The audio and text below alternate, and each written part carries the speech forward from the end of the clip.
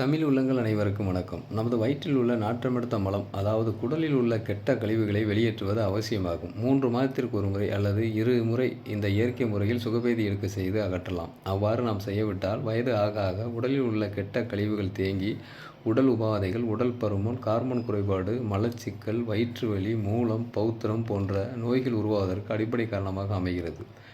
சென்னை, பெங்களூர், மும்பை போன்ற பெருநகரங்கள், வெளிநாடுகளில் உள்ள பெரிய பெரிய மருத்துவமனைகளில் இந்த கழிவுகளை வெளியேற்றுவதற்கு மெஷின் மூலம் டீப்பை யாசனை வாயு வழியாக விட்டு கிட்டத்தட்ட 25,000 வரை வசூல் செய்து பயனடைகிறார்கள். ஆனால் நாம் வீட்டில் உள்ள இயற்கை பொருட்களை கொண்டே வெறும் 15 ரூபாய் செலவில் சுகபேதி வரச் செய்யலாம். இதற்கு 3 லிட்டர் தண்ணீரை எடுத்து நன்றாக கொதிக்க வைத்து 2 லிட்டராக வற்ற வைத்து எடுத்துக்கொள்ளுங்கள்.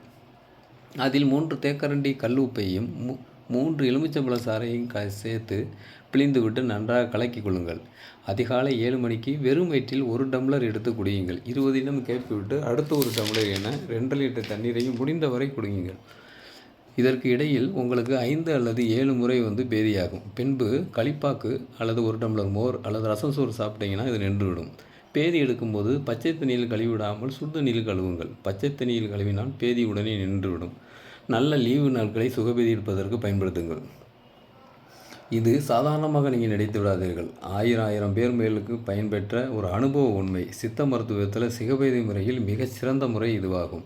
நீங்கள் பயன்படுத்தி பார்த்துவிட்டு அப்புறம் நீங்கள் ரிசல்ட்டை சொல்லுங்கள். உங்களுக்கே நன்றாக தெரியும். சுகபேதி முறையில் 3 மாதத்திற்கு ஒரு முறை ஃபாலோ செய்யுங்கள். நோயில்லா வாழ்வை வாழுங்கள். நன்றி, வணக்கம்.